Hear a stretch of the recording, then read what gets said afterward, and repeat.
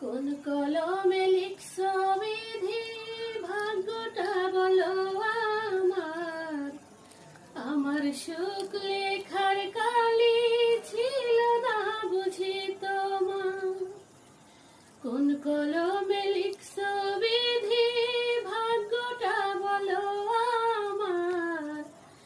আমার সুখ লেখার কালি ছিল না বুঝি তোমার। দুই চোখেতে কোথা থেকে আসে এত জল, এক জীবনে এত কষ্ট কেমনে সইব বল।